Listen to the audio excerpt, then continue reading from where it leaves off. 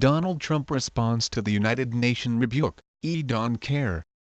Globe-trotting elites once found a meek leader in President Obama. The rest of the world could count on the former president to put the interests of his own country last. They're a new sheriff in town. President Trump threatened on Wednesday to cut funding from the UN the day before the General Assembly voted to nullify his decision to recognize Jerusalem as the capital of Israel. In his plain-spoken style, Trump said we don't care about the UN phony defiance and threatened to cut off UN member states that disrespect the United States. It's refreshing to have a leader in charge. Trump promised to put America first, and he is keeping that promise. We don't care. President Trump said on Wednesday that the United States was watching to see which UN aid recipients would vote against American sovereignty in a General Assembly vote on Thursday. The General Assembly voted on a resolution that condemns President Trump's decision to recognize Jerusalem as the capital of Israel. "We're watching those votes," he said during a cabinet meeting at the White House. "Let them vote against us. We'll save a lot. We don't care." U.S. Ambassador Nikki Haley sent letters to 180 nations before Thursday vote warning to cut funding from countries that decided to vote in favor of the resolution. The UN voted overwhelmingly against the United States in a non-binding and therefore toothless 128-9 vote,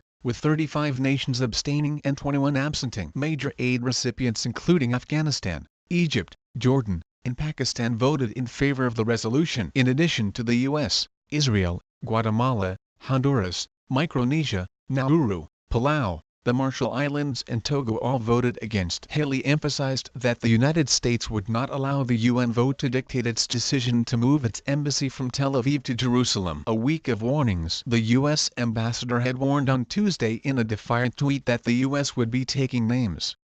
The warning followed a Security Council vote on Monday on a similar resolution. The U.S. was the only nation to veto a Security Council draft resolution to affirm that any decisions and actions which purport to have altered the character, status or demographic composition of the Holy City of Jerusalem have no legal effect.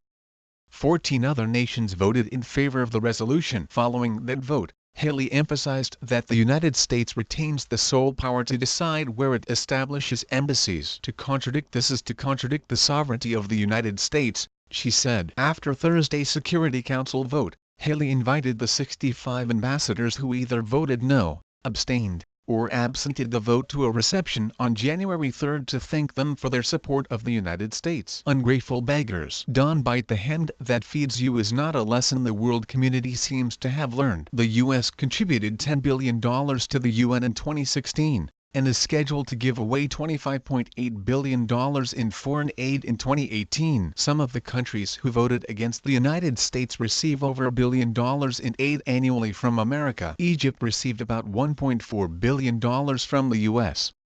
this year, and Jordan about $1.3 billion.